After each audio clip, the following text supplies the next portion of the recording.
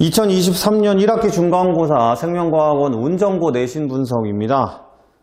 제가 난이도는 이제 별 2개로 해놨는데요. 아무래도 운전고 친구들이다 보니까 난이도를 낮춰놓은 거긴 하지만 실제적으로 난이도가 그렇게 낮은 편은 아니었어요. 우선은 범위가 이례적으로 이제 처음부터 신경계까지였습니다. 좀 범위가 넓게 책정이 되어 있고요. 아무래도 이제 신경전도나 근수축 같이 기본적으로 고3에서도 킬러 수준으로 되는 최상위 문제들도 나올 수 있는 파트들도 있는 반면에 그 다음에 이제 처음부터 대사증후군, 신경계 조금 암기가 많이 필요한 부분이죠. 그리고 이제 OX 문제라고 최근에 많이 출제가 되는데 세균이나 바이러스의 특징들이 있는지 어떤 특징이 있는지 없는지 그 다음에 소화계, 순환계, 호흡계, 배설계에서 어떤 특징이 있는지 없는지 그리고 뉴런에서도 구심성 뉴런, 연합 뉴런, 원심성 뉴런의 특징들 있는지 없는지 이런 문제들 분류를 통해서 정확하게 개념을 가지고 있는지를 물어보는 문제들이 많이 출제가 되는데 아무래도 이제 시험 기간이 다가올수록 어려운 부분에 집착하기 시작하고 그 다음에 근수축이나 신경전도 같이 이런 계산 문제들에 집중하다 보니까 혈관의 순환이라든지 아까 말씀드렸던 암기가 필요한 부분들이 희석되다 보니까 그 부분에서 실수를 하면 점수대가 많이 낮았던 걸로 보여요. 거기다가 지금 22문제만 객관식으로 구성을 해놨습니다. 그러다 보니까요 100점이 18명이나 나왔고요. 지금 이제 91점 정도 맞으면 3등급권이기 때문에 아무래도 이제 1등급이 없고 위에서 이제 전체 아이들이 모여 있다 보니까 한두 문제 실수하면 바로 등급이 하락하는 이런 분포를 보인 것 같아요. 그러다 보니까 선생님이 이제 기말고사에서는 누적돼서 문제를 출제할 거야 라고 하게 된 거고요. 이제 서술형 문제도 출제가 될 거고 문항수도 늘어날 걸로 보이니까 1학기 기말고사 준비하는 데는 조금 더 신경을 쓰셔야 될 걸로 보입니다. 대표 문항 분석을 좀 보면 그렇다고 해서 신경전도 문제나 근수축 문제가 쉬웠던 건 아니에요.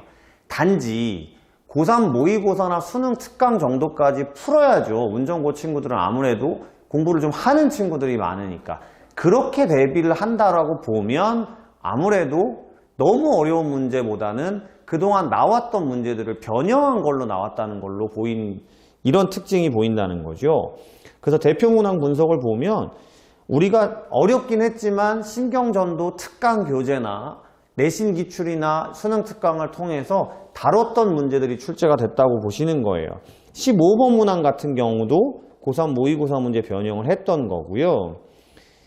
이제 그동안 잘 나오지 않았던 억제제에 대한 문제나 이런 것들도 특이한 정보들을 써놨기 때문에 그런 부분들을 연습하지 않았다면 점수대가 낮은 걸로 나타나게 된다는 얘기입니다. 운전고는 원래 기본적으로 이제 신경전도나 근수축이 고3 모의고사 수준만큼 나와요. 맨 마지막 22번의 근수축 문제가 가장 난이도가 높았는데요. 이것도 제가 풀면서도 그동안에 우리가 풀었던 예를 들면 I대나 H대나 그 다음에 액틴이나 마이오신이 겹쳐져 있는 부분에 대한 얘기가 보통은 이렇게 단면으로 따지면 I대의 절반 그 다음에 액틴과 마이오신이 겹쳐지는 부분의 절반 문제를 보통 많이 출제를 하는데 맨 마지막 22번 문항은 그런 멘트가 있는데 전체 I대 그 다음에 전체 액틴과 마이오신이 겹쳐져 있는 부분에 두 군데 전체 문제를 출제를 해서 기본적으로 문제에 있는 언어를 정확하게 해석하지 않았으면 생각보다 까다롭고 그러다 보니까 틀린 친구들이 많았던 문제 이렇게 되어 있는 겁니다. 결론적으로만 따지면 범위가 넓다라고는 하지만 주요한 문제들에 대해서 정확하게 여러분들이 풀 수 있는 능력을 그러니까 고3 모의고사 수준까지 꼭 해결을 해봐야 되고요.